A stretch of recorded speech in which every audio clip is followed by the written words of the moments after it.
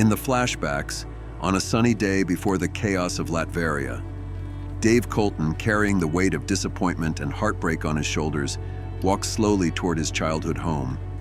Every step feels heavier than the last as memories of better days flicker through his mind. When he finally reaches the familiar old door and knocks, it swings open, and there stands his mother. His mother gets super excited and overwhelmed and hugs her kid. The moment her eyes fall on him, everything else fades. Her expression shifts from surprise to overwhelming emotion as tears gather instantly. Without a word, she rushes forward, wrapping her arms around him so tightly it feels like she's trying to hold the broken pieces of him together. She pulls him out of the doorway, embracing him as if afraid he might vanish again. In that warm, trembling hug, Dave finally feels a piece of his world stop falling apart. Coming back to the Latveria mission, Captain America is confused and worried about what Dave is saying. He tries to stop Doom's commandos who are trying to hurt the people protesting. Captain asks them to prevail peace and go home as the man giving them orders is no longer here. After hearing this, the soldiers run away, but Dr. Doom is not done yet. Captain America is concerned about Dave and his enraging behavior, and he needs to stop him as soon as possible before he kills any Latverian, which can lead to bigger problems. Cap needs to go to the soldiers' barracks as he believes Dave must be headed there. He asks Marius. Marius, disheartened by the Latverian commandos, curses them to death and unwillingly helps Captain, suggesting he go there immediately before anything bad happens. Captain America asks for a bike. Suddenly, a commando hears from the barracks that Captain America, Dave, has attacked the barracks. They think he will be taken down by the commandos, which will make Doom happy. Suddenly, one commando gets shot, and it's Chill. She asks for the barracks location. Back to the quiet and emotional scene with Dave and his mother. The two sit across from each other at the old wooden kitchen table, steam rising gently from their mugs of tea. The house feels still, almost too still, compared to the chaos Dave has lived through. His mother watches him carefully, noticing the way his eyes avoid hers, the subtle tension in his shoulders, the heaviness in his breaths. They begin talking about his work, at first lightly, then sinking into the darker truth of what he has witnessed over the years. Dave tries to explain, haltingly, what war really looks like beyond television screens. The villages turned to dust, the soldiers who never come home, the screams that settle into a man's memory long after the battlefield is quiet. Dave speaks quietly, almost as if afraid of his own words. His mother listens, though her heart aches. She is still, in some hidden corner of herself, angry that he left so quickly to join the army after 9/11. Angry that her boy ran toward a fire instead of away from it. But time has softened the edge of that anger. What remains now is worry, sorrow, and the unspoken fear of how much her son has changed. Dave explains that he joins believing he can do good, believing he can help bring justice, stability, and freedom where chaos rules. But that idealism, that hope, is what eventually breaks him. After everything he endures in the army, and the horrors he recently witnesses in Latveria, he feels as though something inside him has cracked. He tries to put it into words, but pain sits behind every sentence, every pause. His mother reaches out, gently placing her hand on him, sensing how deeply his wounds run, far deeper than anything physical.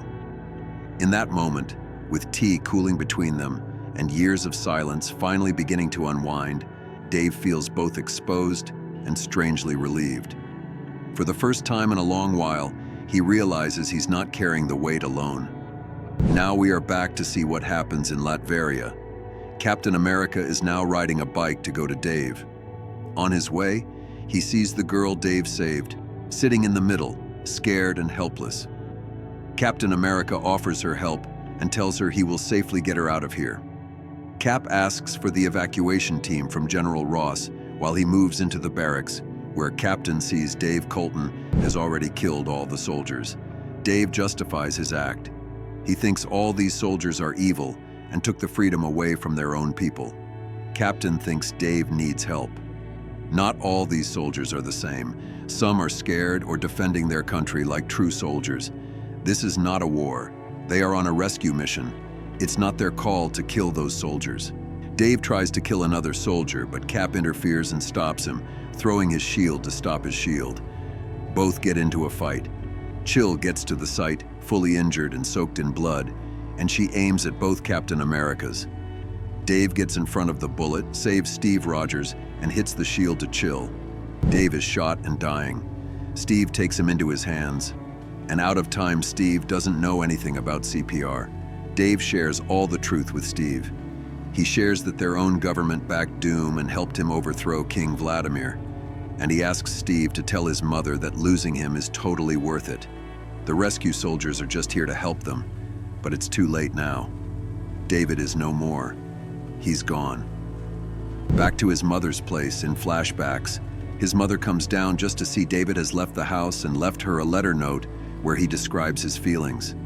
He is gone to kill the right people to have freedom for the deserving ones. But killing is not as simple as it seems. It has made him a killer, and he cannot live with it in peace. 1 month later, we see David at the hospital having a surgery.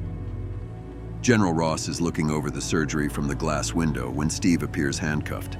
General Ross asks the soldiers to get off his handcuffs. Ross inquires about Steve walking into the forest recently. After knowing the truth from David, Steve, in a teasing and sarcastic mood, hits on Ross. He thinks America is far away from being the perfect country, but there are still fights worth having for the people of the country and the world.